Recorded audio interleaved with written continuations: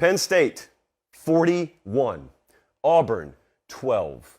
There's a lot of talk, including on this very program last week, about things like voodoo. I remember.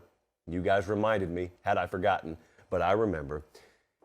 So I ask you, and this is a riddle that's already been solved. We got the answer yesterday. How do you neutralize an intimidating environment? Well, the first thing you do is you empty it out by the end of the third quarter, and then you burn it to the ground in the fourth quarter. It's pretty much what Penn State did at Jordan-Hare Stadium yesterday. It was so quiet in the venue that I actually, when App State pulled the upset over Troy, well, not an upset, when they pulled the come-from-behind win over Troy, I was able to pull out the iJosh and watch the replay and listen to the radio broadcast with no issues.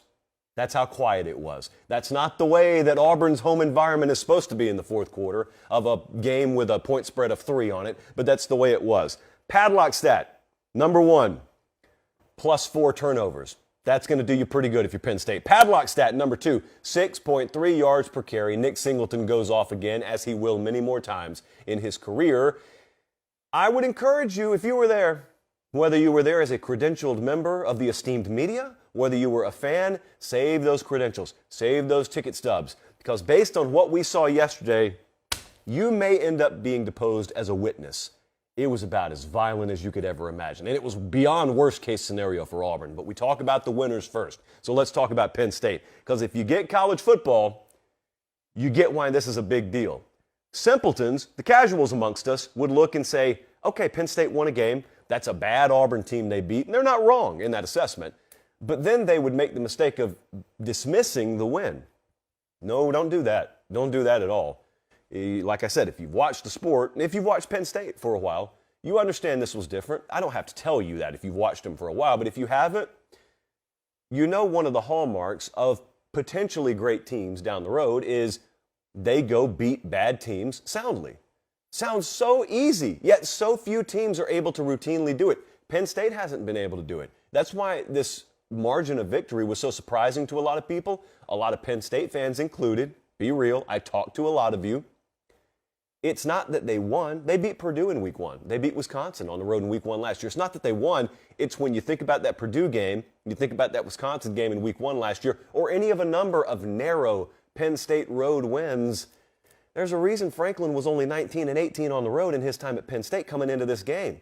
Those things are hard to pull off with any margin of victory. 1-point wins, hard to pull off.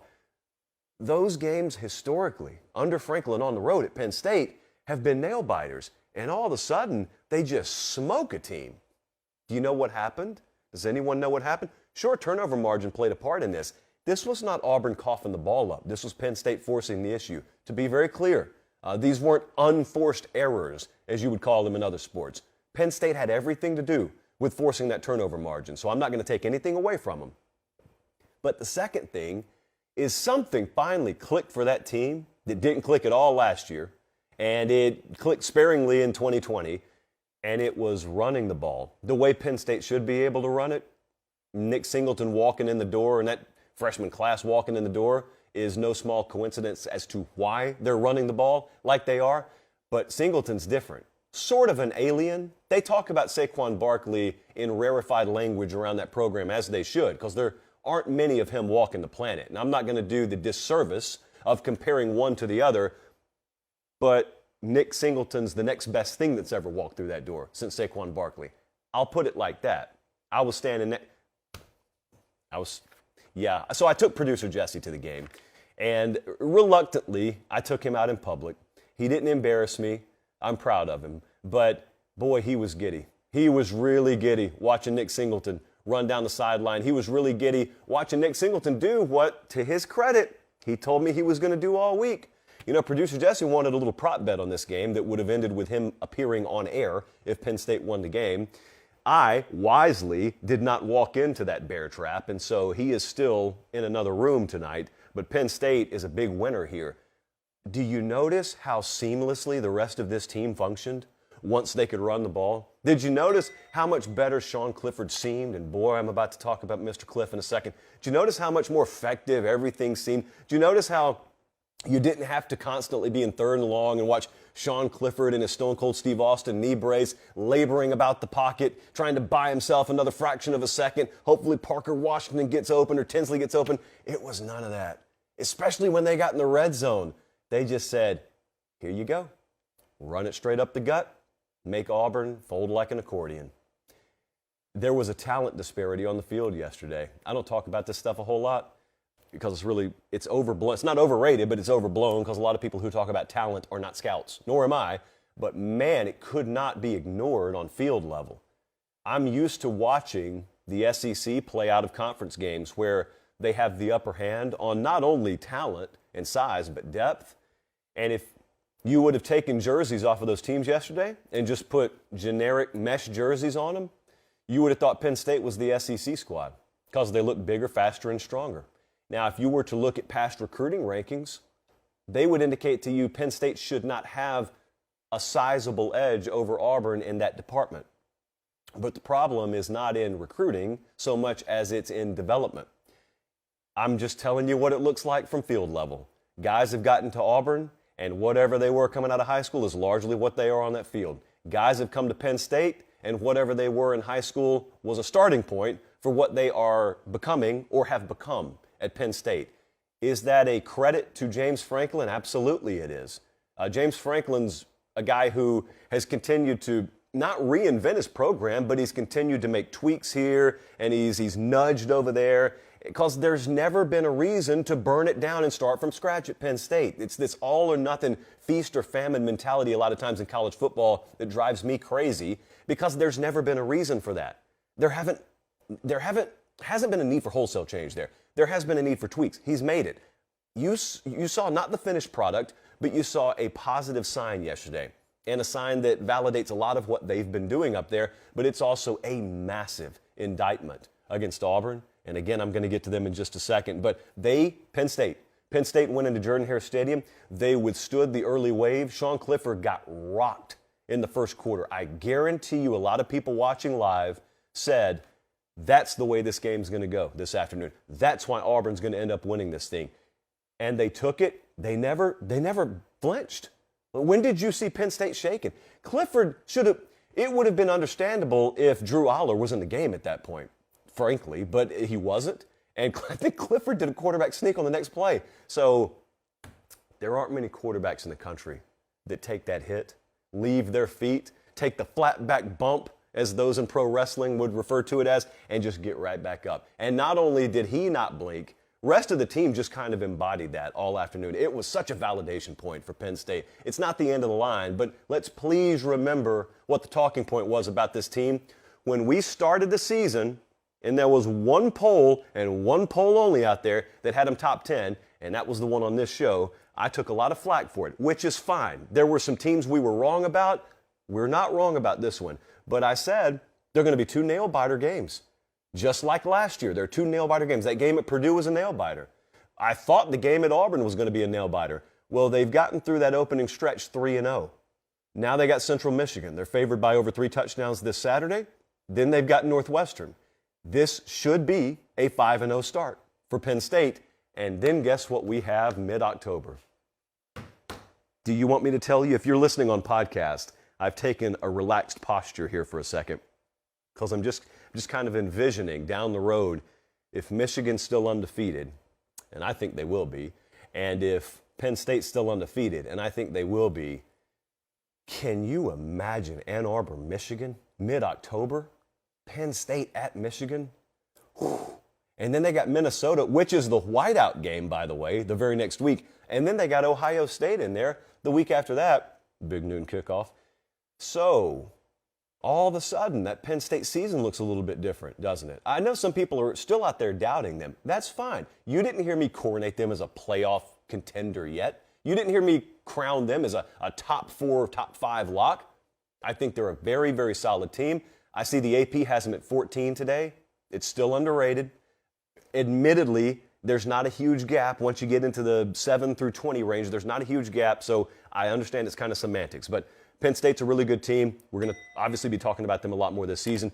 Huge hat tip, huge congratulations. Know a number of folks in that operation, and they've They had a ton of noise spoken about them.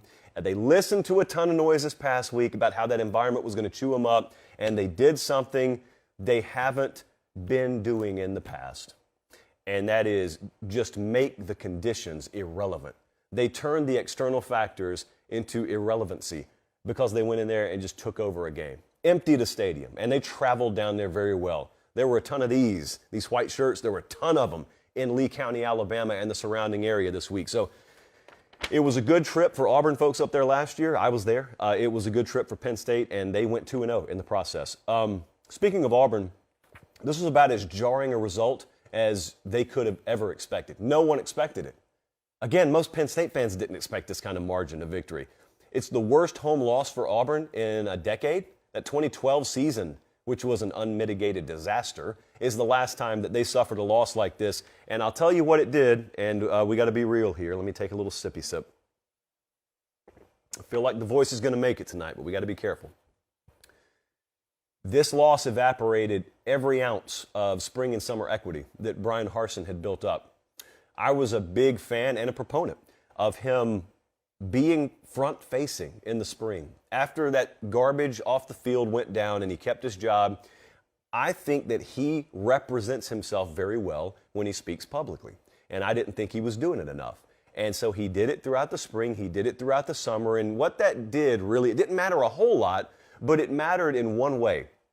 And that was if he was going to come into this season and have some close losses and be in that 7-win range, but dogfights, just scrapping every game. I thought that that spring and summer equity he built up with the fan base could possibly be enough to buy him another season. You can't lose 41-12 at home to Penn State and have that matter. No amount of public speaking circuit work that you do in June is going to buy you enough rope to be losing games like this. I talked to, a bunch of people who matter around Auburn this week, and to say the tune shifted pretty radically Thursday and Friday to today is an understatement. It is viewed as an inevitability that this will be the end of the line for Brian Harsin. I don't take much joy in saying that. I happen to like the guy. I happen to like him a lot. But that really doesn't matter. There are guys that I like that are unemployed. There are guys I don't like that are winning in this sport. So whether you like someone, it's a tough business. It's a bottom line business. And the bottom line is they don't have a quarterback that can win for them. They don't have the skill level on their roster to survive what they're about to go through. Because while they faced Penn State yesterday and were non-competitive, they've got teams coming up who are better than Penn State. You know, that Auburn team you saw yesterday, they've got to play Georgia. They got to play Alabama. They got to play an improving LSU. They got to play Texas A&M. They got to play Arkansas. They've got to go to Mississippi State. Woof. Oh, by the way, they're just going to go to Ole Miss too. Sorry. Amongst all of the death march that they're going to take in the SEC, I forgot just another top 15, top 20 team there. It's going to be a bad time for Auburn the rest of the year. I'm glad we were able to get down there this week. We had a good time, but it's going to be a bad time. Things are about to get real in a hurry. I will say this. Even though there's nothing official, I think there was a sense that I picked up on that at least this result left no doubt where the future is headed. There's no one, in other words, who pushes back now on the notion that this is probably it for Brian Harsin. No one pushed back on it. Whereas previously, as recently as 48 hours ago, I could have gotten people to push back on that. No one's pushing back. So like I said, all that equity, gone, evaporated. Now the question becomes, who's acceptable? You get your usual coaching search cranked up, not officially, but unofficially. You can trust me, it's happening. And you're going to see some very interesting names floated out there. And I would encourage you, as I always do, don't look to win the press conference. Don't look to win the headlines. Don't worry about what the front page says. Go get you a guy who can win and get you a guy who knows how to build. There are several out there. Some of the names aren't sexy, but there are several out there. When the time comes, we'll do that segment. That time is not tonight. Guys, thanks for watching Late Kick. Make sure and leave a comment. I love interacting with you. But most of all, please like the video and subscribe to the channel. That's how we keep all of this free.